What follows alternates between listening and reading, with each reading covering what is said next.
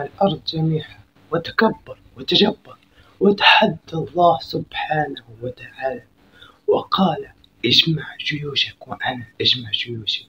قاتل المساكين وظلم الكثير من الناس وذهب بإبراهيم إلى النار. من هو هذا الملك وكيف تعاون مع الشيطان؟ كل هذا وأكثر سنحكيه في هذه الحلقة. بدأت القصة بملك حكم الأرض كاملة، يعني في ملوك حكموا الأرض كاملة. خلونا متفقين هم 4 ملوك، من ضمنهم هذا الملك المسمى بالنمرود.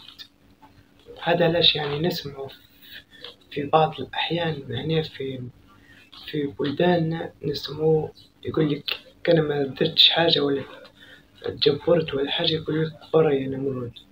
ما نعرفش كانت تسمعوا فيها في بلادكم، المهم معناه نسمع فيها مش علينا طبعا.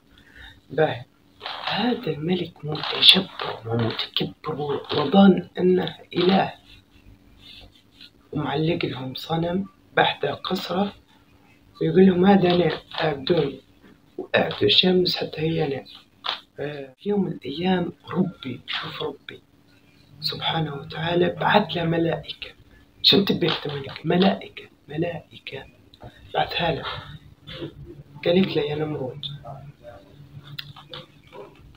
فكك من التكبير وظلم الناس، انت ظلمت هلبة مساكين، قتلت هلبة أبرياء، ولي إلى الله وأسجد لله ويقعد لك هذا الملك بزيادة. شن تبي مزالك تملك؟ قالها: لا أنا يا ربي استغفر الله. قالها: أنا ركبت للسماء ورجعت المرة الثانية. قالها نفس الكلام. ما الحل؟ ركبت ورجعت المرة الثالثة وقلت له: خلاص انت اجمع جيوشك وانا اجمع جيوشي. طبعا هذاك المسكين بيجمع جيوشه وعابع لروحه، كان بيحكم حتى السماء بيوصل لها. استغفر الله العظيم. خلاص بيحكم السماء. يوم من الأيام جاء إبراهيم، وهم في المدينة كان عندهم احتفال كبير كل سنة في نفس اليوم هذا يحتفل. إبراهيم ما خرج الاحتفال، اختار فأس وكسر جميع الأصنام هذا واحد، وهو كان أكبر الأصنام عندهم هم. رجعوا من الاحتفال وقالوا: ما هذا؟ كسروا جميع أصنامهم. سبحان الله، كان هذا اللي يبدو فيهم ما داروا لهم شيء، ما دافعوش على روحهم، كيف بيدافعوا عليكم؟ باهي شكوا في إبراهيم، لأن إبراهيم ما طلعش للاحتفال معهم. مش سألوه، قالوا له: أنت كسرت الأصنام؟ قال لهم: لا مش أنا، أكبرهم هو اللي يكسرهم الباقي. سألوه قاعد يجب. كيف؟ النمرود قال لإبراهيم: تعال. جاء إبراهيم قال: احكيني عن ربك. قال: ربي يحيي ويميت. هو الذي يحيي ويميت. مش قال له: أنا أحيي وأميت. مش جاب زوز وحدين، واحد كان محكوم عليه بالإعدام، واحد كان عادي هيك. اللي كان محكوم عليه بالإعدام طلقة، والعادي قتله.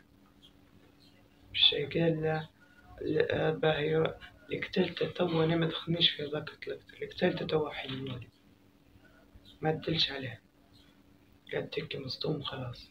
مش قال له: بيقول لنا حاجة تانية.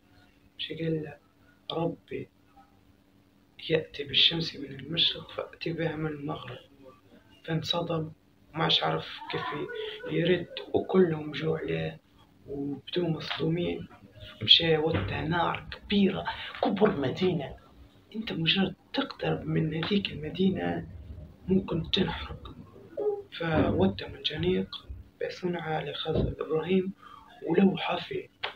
سبحان الله، يسمعوا في النار، يسمعوا فيه. فسبحان الله بدأ يسمعوا فيه يتحسن أيام من إطفاء النار، يعني مش حتى في يوم واحد. فبعد أيام جو إبراهيم لم يحدث فيه شيء ولا خد شاكي. فأسلموا الكثير بالسر وعبدوا الله سبحانه وتعالى من عبادة النمرود لعبادة الله سبحانه وتعالى.